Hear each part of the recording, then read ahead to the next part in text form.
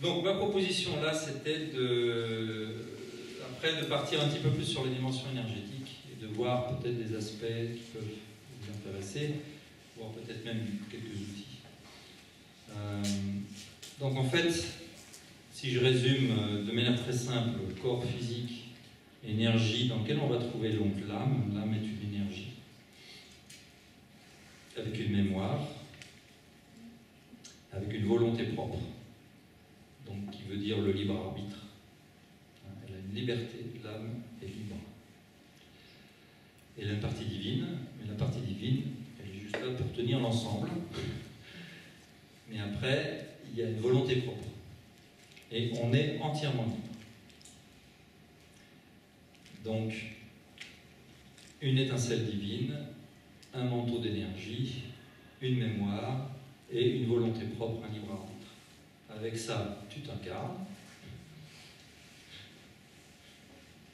Et alors après, selon si tu crois aux réincarnations, tu vas dire je me réincarne et je réendosse, je réactive en fait une partie des mémoires des vies antérieures. Si tu ne crois pas aux vies antérieures, ce qui n'est pas du tout nécessaire, au fond, tu peux dire je me suis incarné en tant qu'être humain, et en tant qu'être humain, je me connecte à l'humanité qui, elle, de toute façon, a une mémoire, a des croyances, a des charges énergétiques émotionnelles, et je prends ma part d'humanité, dans le bon sens du terme, mais aussi je prends ma part d'humanité, c'est-à-dire je prends ma part de souffrance humaine. Ça c'est... donc le karma, ce qu'on appelle le karma dans les notions de vie antérieure, c'est-à-dire c'est tes dettes, c'est tes expériences des vies précédentes que tu réactives là de manière à le résoudre, à le transformer, à le transmuter. On pourra parler de la notion de transmutation.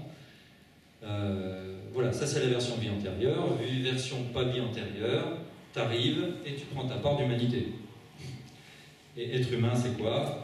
C'est avoir effectivement au niveau énergétique, au niveau sur les différents plans, avoir un corps physique avec une certaine forme, avoir une hérédité génétique, avoir un corps émotionnel qui est chargé, c'est-à-dire ce qu'on appelle dans certains enseignements le corps de souffrance, chez Eckhart Tolle, une de mes idoles.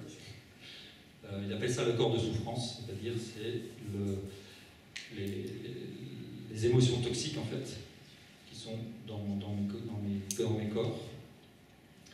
J'arrive avec des croyances, nécessairement j'arrive dans un endroit, une culture, avec un conditionnement, des croyances, un formatage. Ça, je ne peux pas l'éviter. Voilà, donc soit tu le mets sous forme de karma, soit tu le mets sous forme de je prends ma part d'humanité, mais le résultat c'est la même chose. Tu arrives avec un corps qui a des limites, avec des faiblesses, tu arrives avec des charges émotionnelles, des charges énergétiques, et tu arrives avec des croyances. Après, si tu supposes que c'est une âme qui est là avec un objectif, tu peux dire j'arrive avec une mission. Et ça c'est une croyance. J'arrive avec quelque chose à réaliser. Un objectif dans la vie que j'ai oublié, mais je ne bouge pas, je vais le retrouver. Donne-moi encore une année, je vais retrouver pourquoi je suis ici. Donne-moi encore une vie, parce que ça va me revenir.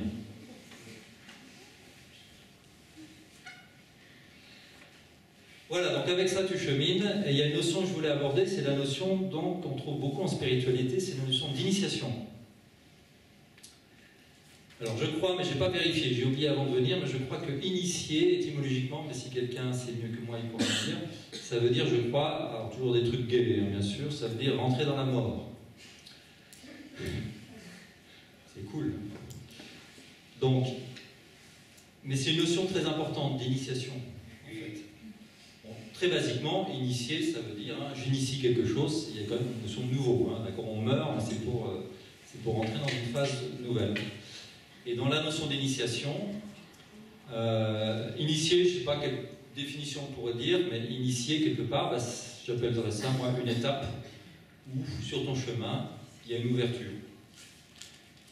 Parce que, finalement, comme j'essaie de le démontrer, Le chemin, c'est un chemin d'ouverture. D'accord? Tu t'ouvres à quoi? À ton authenticité, à ton originalité, à tes talents. D'accord? Tu t'ouvres à tes guérisons. Tu t'ouvres à des nouvelles visions de toi-même, à des nouvelles visions des autres. Hein. Tu t'ouvres à l'amour, tel qu'on a pu le dire avant, c'est-à-dire que tu découvres des liens, tu découvres des forces. Donc s'initier, être initié, on pourrait dire, la définition de base, c'est une ouverture, en fait, c'est une prise de conscience. Il y a quelque chose qui... Tu passes à, entre guillemets, un autre niveau, mais c'est pas une manière de dire, il y a des gens qui sont à ce niveau-là et d'autres qui sont à ce niveau-là, c'est pas du tout ça. Tu passes à un autre niveau de toi-même. D'accord? Tu rentres dans une nouvelle ère de toi-même. Ça, je dirais, c'est la notion d'initiation. Et après, les initiations, si tu es dans une tradition, ça peut être codifié. Hein? Donc en fait, quand tu es sur des... Il y a des voies qui ont extraordinairement exploré tout ça, et qui ont codifié, on pourrait dire, ou qui ont ritualisé, qui ont compris certains mécanismes d'initiation, et qui vont te mettre dans des conditions d'ouverture. Ça, c'est si tu es dans la partie traditionnelle, on pourrait dire. Mais d'une manière générale, et moi j'aime beaucoup le mot qui vient de l'Inde qui dit « la vie est gourou », c'est-à-dire la vie est le maître. Je ne sais pas si vous avez remarqué, mais l'existence, ce n'est qu'une succession d'initiations, tout simplement. Alors tu y vas ou tu n'y vas pas, tu bloques ou pas, tu reconnais ou tu ne reconnais pas, enfin bon, après, tu fais ton choix, mais la vie est le maître, et c'est une série d'initiations. La vie t'invite finalement toujours à ouvrir ta vision de ce qui se passe, à ouvrir ta vision de toi-même, des autres. Donc en fait, il y a plein de manières d'être initié. Par contre, j'ai trouvé intéressant de voir un petit peu, j'ai essayé de voir un petit peu, mais c'était quoi quand même les conditions d'une initiation? Qu'elle soit rituelle traditionnelle ou qu'elle soit ce que j'appelle in vivo, vous voyez, dans la vie, qu'elle soit in vitro, dans des vitraux, c'est-à-dire in vitro, c'est-à-dire en laboratoire, tu vois, dans une éprouvette. Parce que finalement, si tu fais une initiation dans une tradition particulière, on t'a mis dans des conditions que j'appelle moi in vitro, des conditions de laboratoire. En fait. On est isolé certains paramètres. Mais finalement, il faudra toujours une réaction. Ça va? In vitro, in vivo. Mais au fond, peut-être, il y a les mêmes mécanismes à la base. Pour moi, le mécanisme de base, je le répète, c'est l'ouverture. En fait, le chemin spirituel, à mon sens, c'est un chemin d'ouverture en permanence. Tu t'ouvres. À quoi? Au nouveau, à l'inconnu. Tu t'ouvres. Sinon, si tu t'ouvres à un truc que tu connais, c'est pas vraiment une ouverture. Alors, en vrac, on va dire, on va voir que ça touche justement les différents corps énergétiques, ça touche les différents niveaux. Il y a souvent une notion associée à l'initiation, une notion de purification. C'est-à-dire que c'est à l'issue d'un mécanisme, en fait, ou d'un processus qui t'a amené, entre guillemets, à te purifier, c'est-à-dire à faire, je dirais, le choix d'un certain type d'énergie. Et à reconnaître qu'à ce moment-là, d'une manière ou d'une autre, tu contiens des énergies à l'intérieur de toi que tu ne souhaites plus. D'accord? Donc la notion de purification, c'est pour dire, c'est pas pour dire, il est sale, il est propre. D'accord? C'est pour dire, à un moment donné, il y a une capacité, et on rejoint un élément essentiel sur le chemin, c'est une capacité de discernement. Et il y a un choix. Tu dis, ce type d'énergie, ou ce type de situation, je n'en veux plus. Donc il y a la reconnaissance de cette distinction. Et pour ça, souvent, c'est un chemin.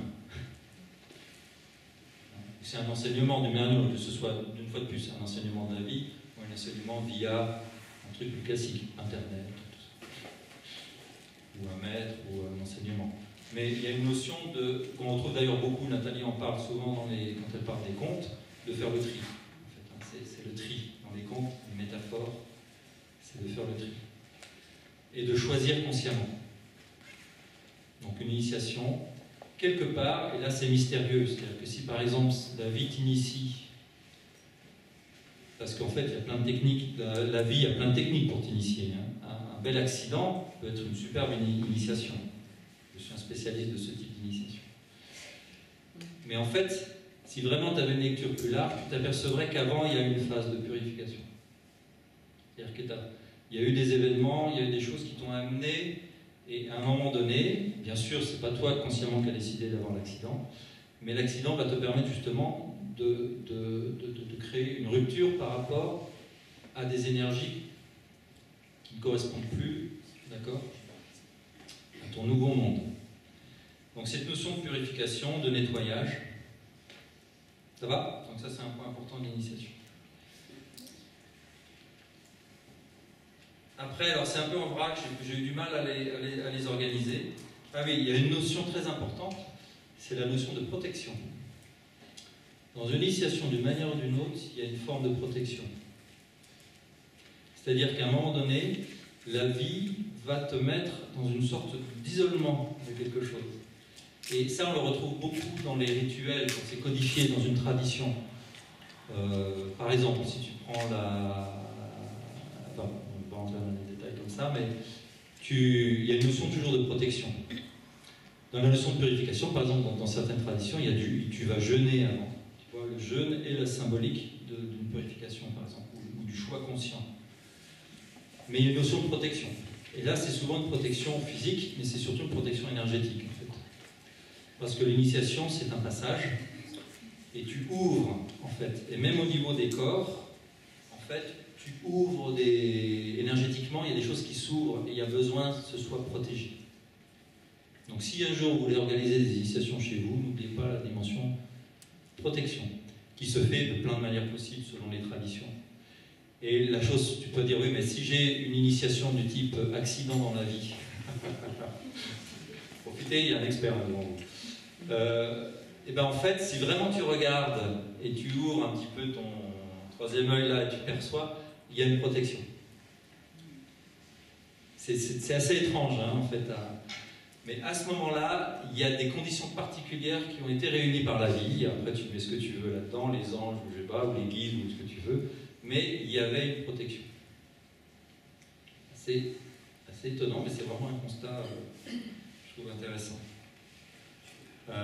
D'où la notion de rituel. Quand tu es dans une initiation du type in vitro, hein, dans une tradition, etc., le rituel, bien sûr, participe à la notion de protection. Tu vas poser des gestes. Il va y avoir un début, une fin, il y a certaines personnes, pas n'importe qui est là, tu vas t'habiller comme ci, comme ça. Tout ça, c'est des manières de créer la protection aussi. Et puis, il y a la notion de, justement, de mort, c'est-à-dire de quitter l'ancien. Donc, à un moment donné, d'une manière ou d'une autre, tu vas devoir soit... il va y avoir un moment qui est un petit peu le cœur en fait initiatique, où tu vas devoir clairement, où les énergies anciennes, c'est-à-dire l'ancien toi-même, va devoir être quitté. Tu vas quitter le cocon, tu vas quitter la gangue. Et c'est là en fait où se passe le point où il y a besoin d'une protection. En fait. Et donc il y a le moment, le cœur de l'initiation, qui est le moment où tu te libères en fait. Et là, il y a cette notion, alors c'est paradoxal, mais il y a la notion évidemment de choix. Il y a la notion, et c'est là où on retrouve la résonance en fait sur tous les plans. Souvent, il y a un acte physique. L'acte physique, 2 côtes cassées. Ça, c'est un acte physique fort, mais tu dois quelque part, et là on retrouve beaucoup ça dans les initiations traditionnelles, tu dois manifester la perte. Ça va être par exemple chez les Lakota, le piercing, hein, on va t'accrocher ici, alors bon, c'est un peu sanglant, hein, mais on va t'accrocher ici et tu perds un bout de peau par exemple. On va t'enlever, tout ça c'est symboliquement. Ça représente en fait ton souhait d'évoluer. Et tu dois le manifester concrètement dans la matière, il doit se manifester dans la matière. Et même si c'est une initiation, on va dire, une ouverture de conscience, etc., en général, ça se manifeste. Et c'est pour ça que, de ce point de vue-là, des maladies, des moments ou machin, etc., peuvent être des moments d'initiation très fortes. Et puis, dans ce moment d'initiation, il peut y avoir un moment de transmutation, c'est-à-dire que la purification, peut-être que ce n'est pas nécessaire, tu as besoin, en fait, de transmuter. C'est-à-dire que tu ne vas pas jeter les anciennes énergies, tu vas les transformer. Et ça, c'est la notion alchimique, en fait. C'est-à-dire qu'avec de l'ancien, tu fais du nouveau. Mais, bien sûr, et dans toute la symbolique de l'alchimie, il y a un catalyseur, il y a le sel. Il y a un catalyseur, il y a quelque chose qui vient de l'extérieur, qui représente le divin, qui représente la prise de conscience, qui représente la fertilisation de la matière par l'esprit.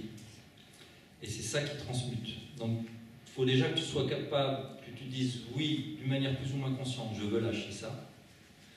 Et lâcher, souvent, ça veut dire j'accepte que ça meure et j'accepte de quitter cette forme-là. Donc, on retrouve la notion de corps aussi. Je change de forme. Cette énergie va changer de forme. Elle est cristallisée à un moment donné.